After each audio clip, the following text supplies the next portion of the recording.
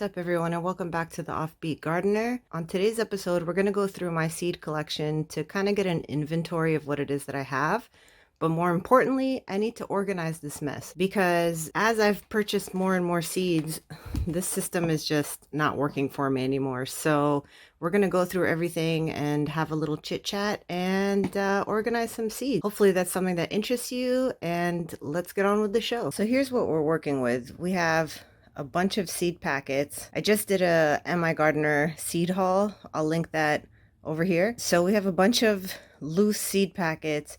We have 2 containers of seed packets, and then we have the new storage container that I want to organize all my seeds into. So I think first things first, I'm gonna have to sort all this out and kind of put everything into piles so that I'm better able to organize when it comes time to put everything in there. Before we get into all that, I just wanted to explain the system that I had up until today that clearly is not working for me because, as you can see, this is a mess.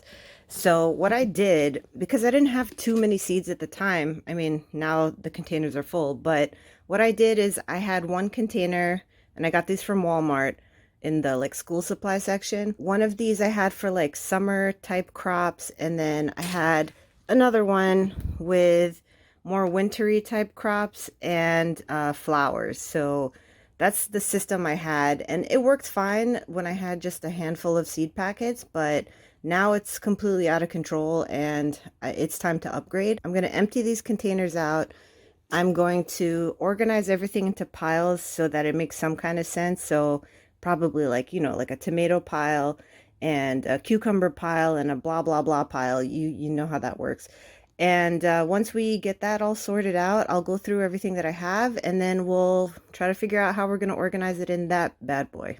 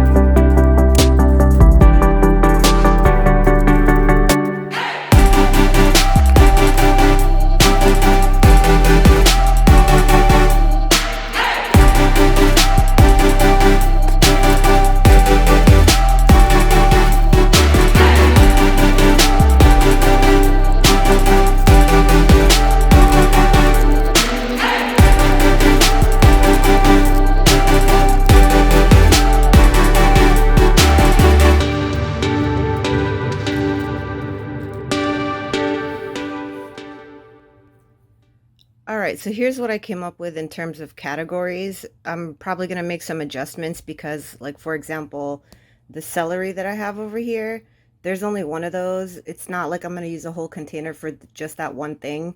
And I don't intend on buying a whole bunch of celery seeds to warrant have it in its own container. So I'm going to make some adjustments probably, but here's basically what we're working with. Up top over there, we have flowers, so there's a bunch of zinnias and some other stuff. Then we have the pepper pile, so all kinds of peppers. Over here are strawberries right over here. Those are strawberries. Obviously that's celery. The biggest pile of all, which is the tomato seeds. Then there's a pile of cucumber.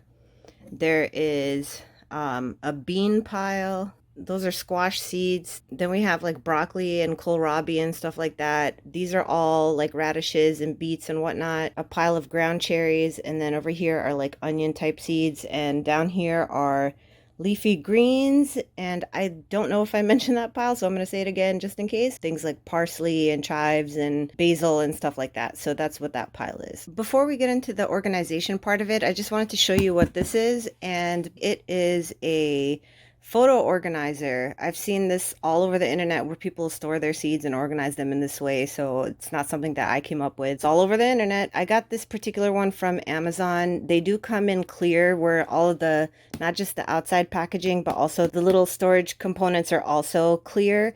I opted for the color one, even though, like, if I'm being honest, like the clear on clear is more my aesthetic. However, I figured for ease of use, if I know that, for example, I have peppers in my pink container, then I know I can just grab that. Although I do plan on labeling all of this, but still, it's just like leafy greens can go in green. Like that's kind of how I'm thinking about organizing this. So stay tuned for that. But I just want to show you where I intend on putting my stuff. So let's open this up. Yes, I'm still in my PJs, living my best life. So this is what the containers look like. They're little photo album containers. So you can just open them up, and the seed packet, let me grab one. The seed packets fit nicely inside the container. So that's how we're going to do all this, and let's get into it. All right, so I took a bunch of those individual containers out of the storage bin, and I kind of just put one on each pile just to see, first of all, if I have enough space for everything, if there's enough containers for each pile that I've created. But also, you know, I just wanted to get kind of like an idea of what's going to go in what. There's no rhyme or reason to this really. It's just putting things in like groups. The only thing I have a double of are the tomatoes. So the tomatoes are my largest category, but also I intend on splitting those between slicers and cherry tomatoes. So that's why there's two containers there. Everything else is kind of going to be one container. So like one container for the flowers, one for the peppers, so on and so forth. So that's what we're gonna do. All right, so first things first, let's talk about onions just because I want to get this out of the way. I do have some red onions and some regular yellow sweet onions. These seeds I purchased from Home Depot, and honestly, I mean, the onions, I will say I didn't have too much trouble with in terms of sprouting. I don't have the infrastructure right now to be growing a whole bunch of onions. I don't even know what I was thinking buying these in the first place, but they have worked. Like I have one here that's open. I have managed to get them to sprout and all of that. I have not successfully grown like a full-on onion, but I have harvested them when they were young and used them like green onions. So, I mean, you can do that with regular onion seed. I'm just not particularly in love with seeds from Home Depot. That's a whole separate conversation, but I don't think I'll ever purchase Home Depot seeds ever again. But, you know, you live and you learn, and when you know better, you do better, right? Not that there's anything wrong with these companies. I'm sure they're perfectly fine. I'm not saying trying to be shady towards anyone. When it comes to the onions, I didn't have an issue, but there were some other plants, particularly I'm talking about tomatoes, that I had some trouble with. So anyway, we have some onions here. We have the bunching onions that I mentioned in my MI Gardener seed haul, which I will link above and below. So we have those, and we have some leeks. So the story with the leeks, I transplanted some and I direct sowed some of the leeks. I don't know if you have this issue in your area, but we have a lot of squirrels where I live. To be honest with you, I haven't really seen too many squirrels the entire spring and summer. But when fall came around, they decided that, okay, we're all going to come out of hiding.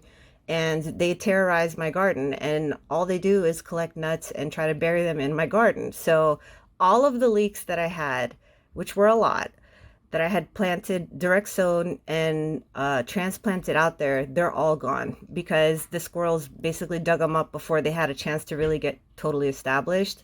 So I'm very, very upset about that because I was really looking forward to growing leeks and freezing some and dehydrating the rest. But I guess another time, right? Also, if you have any solutions for pesky squirrels when it comes to them digging up your garden, please let me know in the comments down below, because I struggle with that, and I have used bird netting and all of that to try to alleviate that problem, and it just hasn't helped. So if you have any tips and tricks, let me know. All right, this next group, we're just going to classify them as fruit, because this is about all the fruit I have, if you even want to call it that. I mean, obviously they are fruits.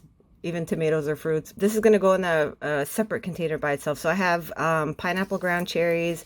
We got some more ground cherries, some more ground cherries. I wonder if I like ground cherries. Strawberries, some more strawberries, and even more strawberries. All of these seeds are going to go into the fruit container. Okay, these two are just like one-offs. So these are the Tromponcino squash that I have over here. They're enormous. If you have problems with squash bugs or any other kind of pests from regular squash that you plant, like, you know, zucchinis and squash and whatnot, you might want to give this a try, because I had absolutely no insect damage, and those plants kept producing for the entire season. Up until the frost, I was still getting squash. It's a workhorse of a plant, and really, if you have a small family, one will do it. Maybe if you have a larger family, or if you want to preserve, then perhaps 2 plants. But when I tell you this plant is a workhorse, it really is. And I highly suggest, if you're looking for a no fuss kind of zucchini / squash plant, check this one out. It's well worth it. And then we have here the celery that I was talking about earlier. That is just a one-off. I bought this really because of the novelty of it, not because it's, you know, I mean, it's celery. it's celery. It's not like it's a pepper or something like that. Celery is not exactly the most flavorful thing on the planet.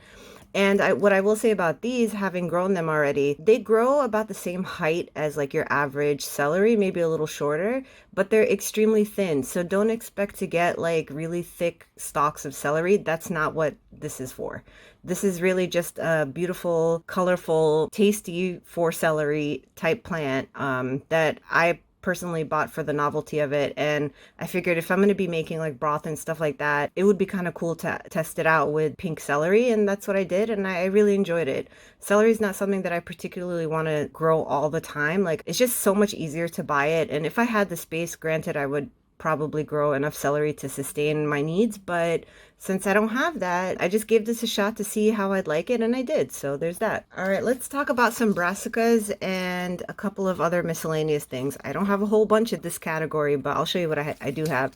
So I have this rainbow blend of cauliflower and broccoli. I bought these, I think, on Etsy. Didn't have any problems with germination or anything. These turned out really nice. Then we have the little finger eggplant, which I grew this last summer. Had a lot of success with that. I ended up growing 8 plants, and that was way too much. It reached a point where I didn't know what to do with them, and towards the end of the season, despite all of the stuff I had going on at the time, I just kind of let it go. And when I pulled the plants out, there were still eggplants on them. Just keep that in mind. I can go into more detail, or if you have any questions about this variety, just let me know and I'd be happy to answer it. But it was a very successful plant, I will say that. If you do end up growing this and cooking it, I would not suggest grilling it, because the skin gets really tough, almost to the point where you kind of have to scoop out the inside in order to eat it. And they're meant to be small. They're not like enormous eggplants. So just keep that in mind if this is something that you've been looking at, but you're not sure how you would use it in your kitchen. They work really good as in like lasagnas and sauces and stuff like that, where it kind of gets mushy. But if you're looking to grill them and stuff, I wouldn't recommend that with this particular variety, just because of, like I said, they get like weird. It just gets weird. Then we have some broccoli here. We have the rutabagas that I talked about that I want to use as kind of like a potato replacement, because again, I don't have the infrastructure for potatoes to grow the number of potatoes that I would like to have. And I wanted to try a potato alternative just for fun. So that's what these are. And these kohlrabi, I have, if you watched any of my garden tours from summer 2021, then you would have seen these in that weird bucket. Just watch the videos, you'll see them. But they were in there. I grew these last year, and kohlrabi was never something that I was really interested in. As you can see, I got them for free as part of my order, and I grew them, and they were pretty cool. I gotta say, I enjoyed them, and once I run out of these seeds, there's a chance I may buy them again. So all right, now we have these guys. We got some chive, we have some cilantro, some parsley, some Thai sweet basil, Thai sweet basil, an escapee that has no name, who are you? Lemon basil, Italian Genovese basil, and lettuce leaf basil. I grew all of these this summer, this last gardening season, didn't have any trouble with them, had actually really great production. I would say the key to basil is pruning if you want really bushy plants. I managed to save a bunch of it and dehydrate it, and I'm so glad that I did, and that's something that I definitely want to do this year. I might not need to do as much because I did manage to dehydrate a lot and I don't go through basil that often. I mean, I use basil a lot, but not to the point where I think I'm going to run out anytime soon, but I also want to be prepared. So that I'm going to be doing that. Lettuce leaf basil, if you've never had it before or you've never grown it. It's called lettuce leaf for a reason because the leaves are extremely large. So it's kind of like a lettuce leaf. There you go. Cucumber time. Boston pickling cucumbers, never grown them before. I did mention them in my Am I Gardener seed haul. I really want to make a bunch of pickles because I do enjoy pickles a whole bunch. That's my plan with these. I've never grown cucumbers that were designed for pickling like this, so we'll see how that goes. If you have any advice or tips or tricks or more importantly recipes, I would appreciate that, so please leave that in a comment down below. Thank you in advance. Here we have the Armenian yard-long cucumbers. This plant has been a nightmare for me. I have direct sown this plant multiple times. I have started it from seed and transplanted it multiple times, and I don't know what it is about this. It just did not want to stick. It didn't want to grow. It would grow and I'd be so excited, and then some critter would come in the middle of the night and chew it all up. So I never actually got to experience this plant at all last year, which is really disappointing because honestly, like I must have tried at least 12 different times to plant this and I had zero success because either it just randomly died or some kind of animal got to it and chewed it all up. I'm going to give it another shot this year. If you pick these young, you can absolutely use them as cucumbers, and if you let them get enormous, it's supposed to have more of like a melon flavor, like a light melon flavor, so you can eat it that way too. I really, I'm so mad. I'm so mad that this didn't work out last year, but you know, stuff happens in the garden. What are you supposed to do? So we're gonna keep trying. We're going to keep trying. I am determined to make this grow. Even if I only get one in my entire life, one cucumber, I will be happy with that. That's all I want. It's just, I just want to try it. So hopefully, you know, everyone keep your fingers crossed that this actually works out for me this year. Because if not, I'm going to be singing another sad love song to these Armenian yard-long cucumbers. So there's that. Lemon cucumbers. These are actually pretty interesting. So they're about, I would say like tennis ball sized. They are like a yellowy color. They're very sweet. They're just a novelty. Like they're just kind of cool and they're pretty decent producers. I would suggest having 2 plants because like I said, the cucumbers are kind of tiny. So just keep that in mind if you want to grow these, but these are actually really delicious. These are also an interesting variety. I don't know if I'd necessarily grow them again. Let's just say I'm not in a hurry to grow these again. It's not that they were bad. It's just I want to prioritize what limited space I have for something that's super yummy that I really enjoy. Or like the Boston pickling cucumbers where I want to turn it into something. So that's what I'm prioritizing this year. But these were good. There's nothing wrong with them. I just want to prioritize other cucumbers. Silver slicer. I would say hands down my favorite. These were so delicious. These are from Fruition Seeds. That was really the only place I was able to find them at the time when I was shopping around for these seeds. Fruition had them. These are also a very high producing plant. You really don't need too many plants to get you where you need to go, but they're like white cucumbers. They do grow kind of large. Obviously, the longer you let them grow, the larger they're going to get, just like anything. These were awesome. These were super, super awesome. 100% I will be growing them again. Just delicious. Like it's the type of cucumber which if you've never grown your own cucumbers and you do for the first time, when you slice into your first homegrown cucumber, your entire house will smell like cucumber. It's amazing. It's like you could smell these from a mile away. Like they're just awesome.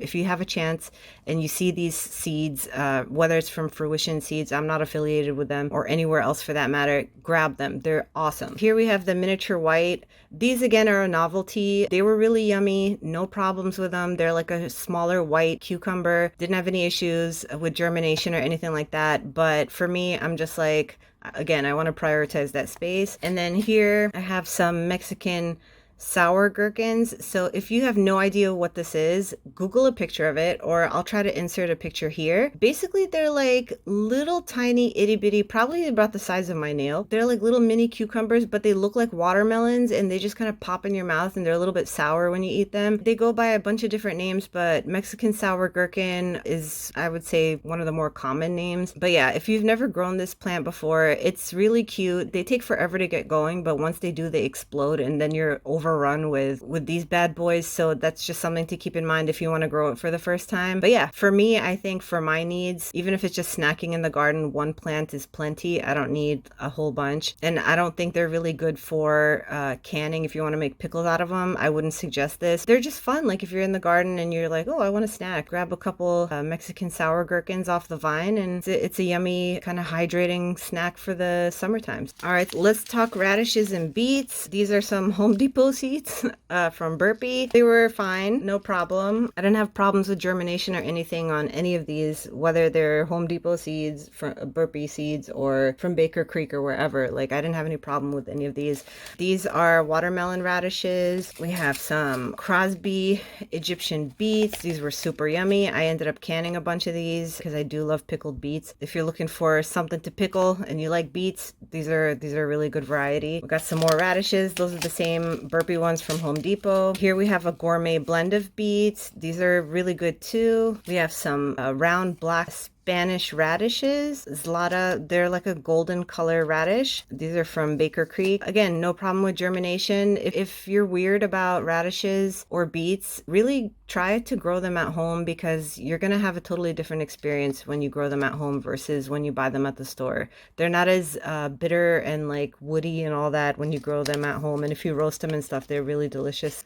All right, this is the second to last category, which is peppers. They're my second favorite thing to grow, my first being tomatoes. So we just got this pile and then the tomato pile and we are done. I'm leaving the tomatoes for last because it's my favorite. Okay, let's talk about peppers. So we have here jigsaw peppers, Bikino peppers, I think that's how you pronounce it, and Phileas blue. All of these peppers are essentially the same. There's really, in my opinion, no need to have all of them. They're more like decorative plants. They're really short plants, maybe like a foot to 2 feet tall, and the peppers are itty bitty. This year I grew these. So I'll try to insert a picture here of the plant so you can see kind of what it's like, or the peppers at least. They're really tiny. They're super, super spicy.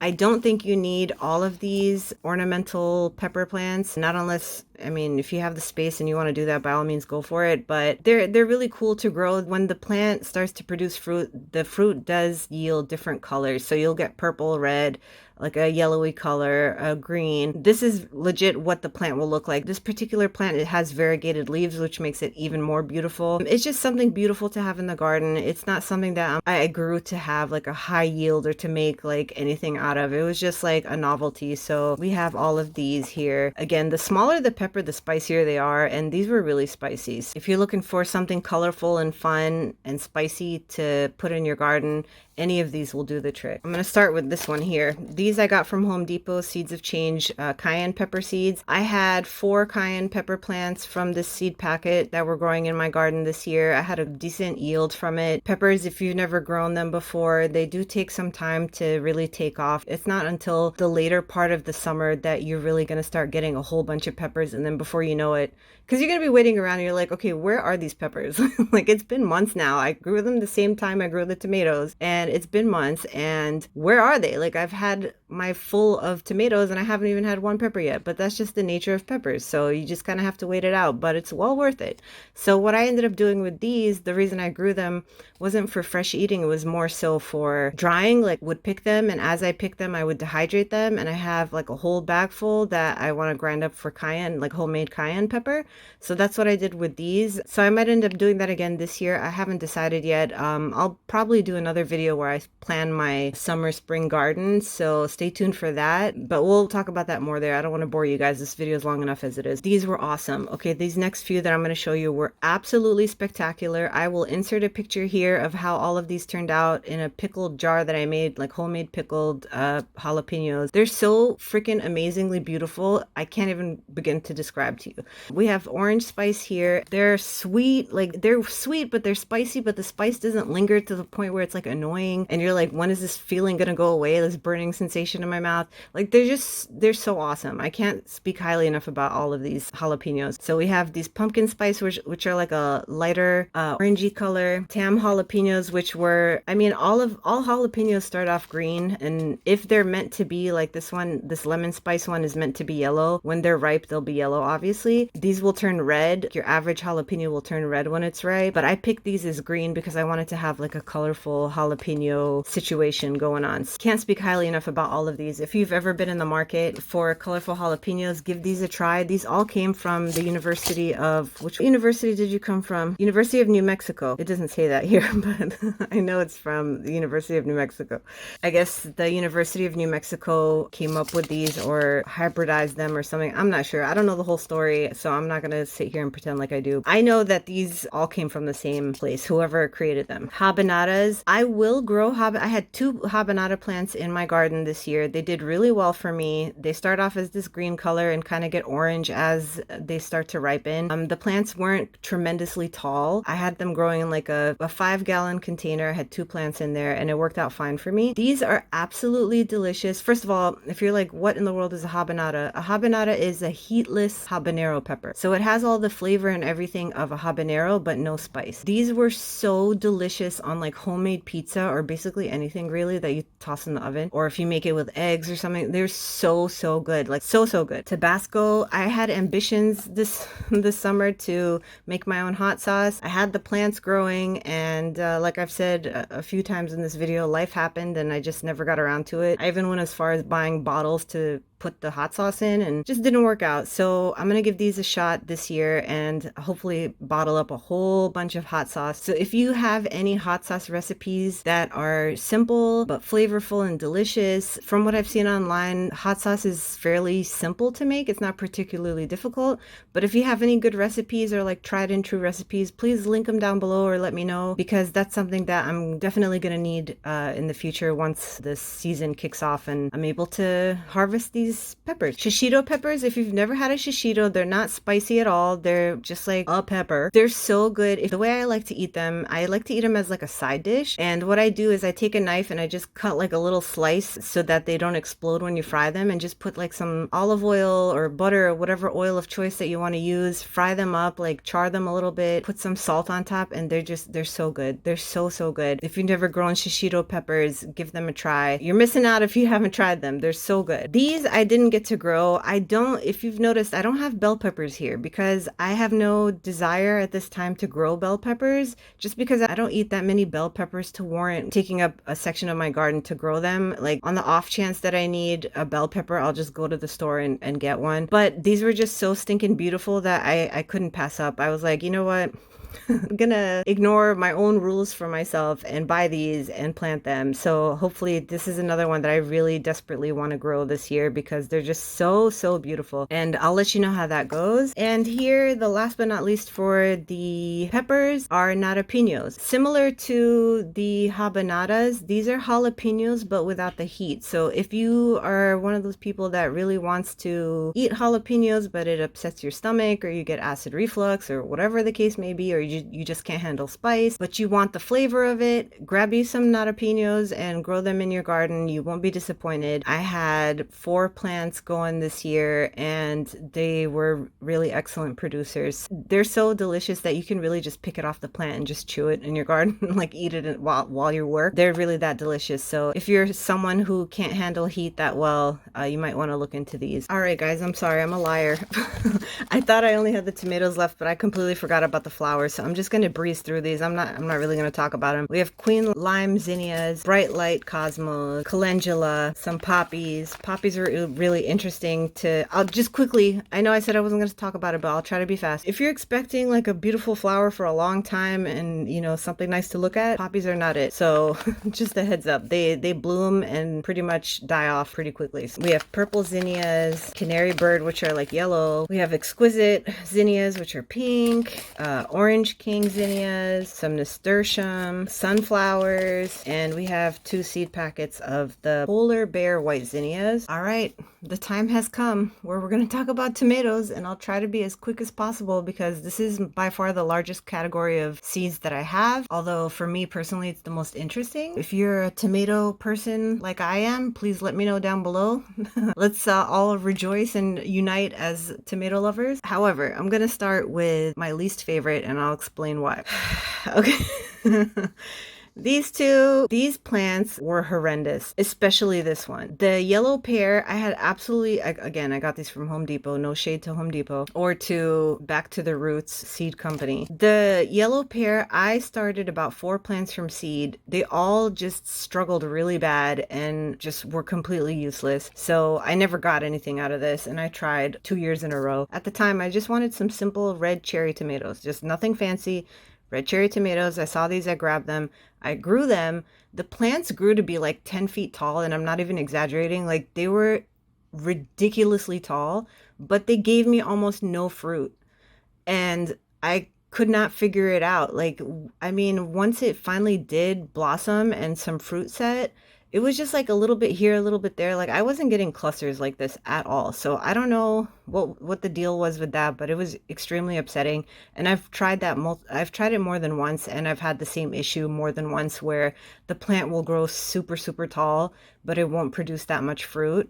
So, and when I say not that much fruit, I'm talking about like I'm picking like 2 or 3 cherry tomatoes per day from one plant. Like, it's ridiculous. So just a heads up. Here we have some more cherry tomatoes. These are all cherry tomatoes. These Roma ones, because I had such bad luck with the other tomatoes from this company, I never even bothered to grow these. I'm not really that interested in growing paste tomatoes, if I'm being honest. Not unless I have like the space to do it. Let's say I got a huge piece of land and I'm able to grow as much of whatever it is as I want, then yeah, I would take the time to grow paste tomatoes. For the space and whatever that I have now, it's not worth it to use the limited space I have to grow these. So this is a no-go for me. I still haven't even opened the packet. Barry's Crazy Cherry Tomatoes. If you can only grow 1 cherry tomato plant, whether it's because of space or you're just not that interested in cherry tomatoes or whatever your situation may be, let it be this one, because as you can see, the plant produces these humongous clusters. It's a multiflora, which means it has like multiple blossoms on each like branch or whatever. You're gonna be so overwhelmed from one plant. You'll be so overwhelmed with cherry tomatoes. For me, it reached the point where I was giving them away because it was just too much. Like, I'd bring them to work and give people like Ziploc bags full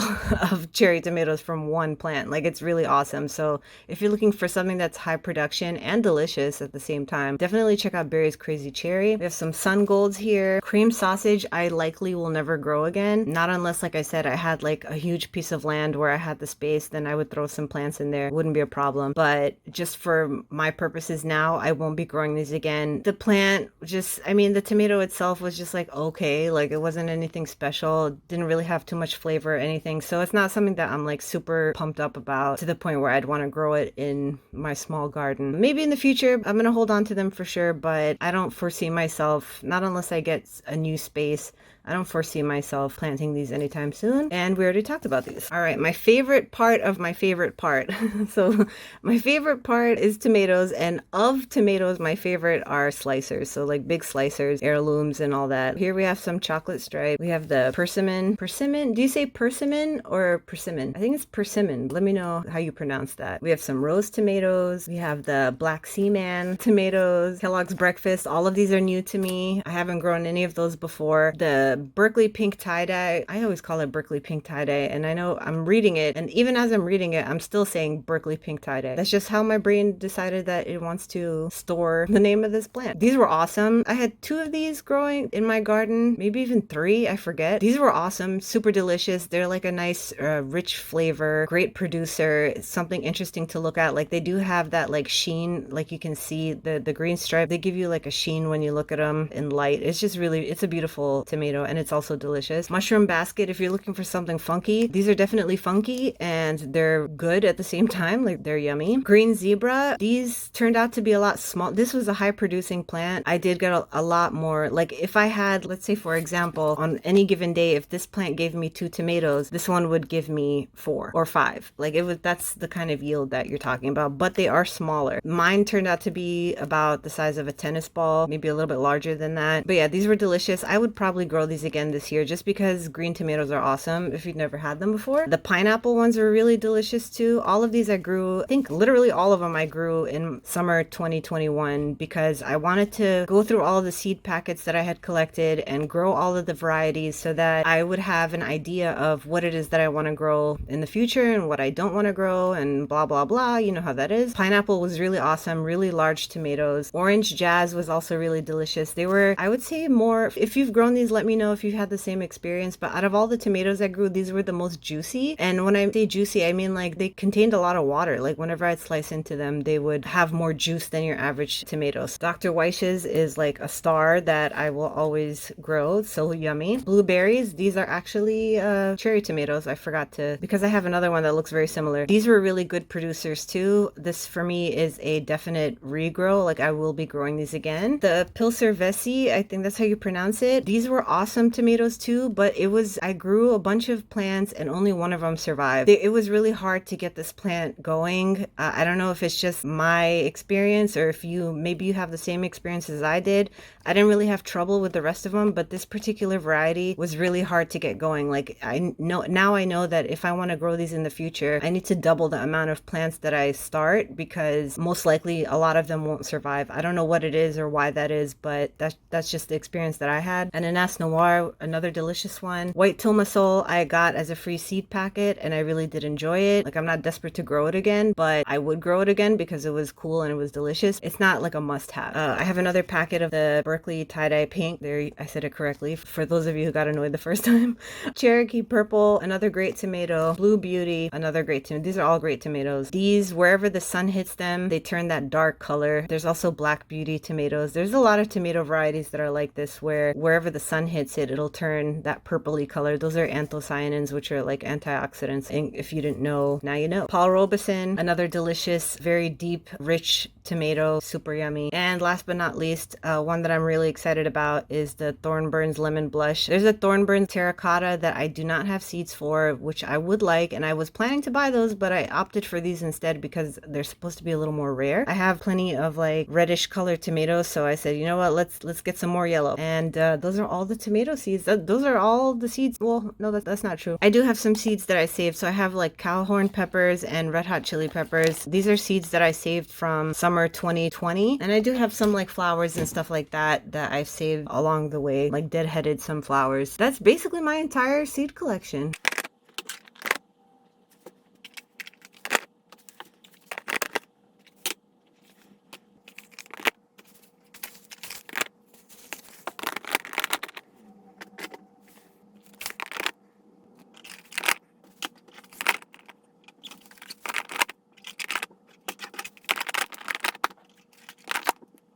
All right, and there you have it. There is my entire seed collection all in one place. And I still have room to grow because those 2 top containers, the 2 pink ones, they're empty. So I haven't used those yet. Still have a lot of room to grow, which is really exciting. And none of them are like overstuffed. And it's like super easy to just grab the one and go if that's what you need. I mean, this is an awesome system. If this is something you're interested in using for your own seed collection, or if you have this already, let me know down below. I will link it in case you're interested in it. Like I said, there's this colorful one, but they also come in like plain, like just clear. Pick and choose as you like. I really do appreciate you spending time with me here today because I know this was a super long video. So thank you for your patience. I hope you enjoyed it. I hope you learned something. I hope you can provide me with some suggestions on what are your favorite varieties? What are plants that you look forward to growing every year? Do you have any suggestions for me now that you've seen my collection, stuff that I need to try that I don't already have? So please go ahead and leave a comment down below, like and subscribe if you haven't already. And I will catch you in the next one. Thank you so much for being here.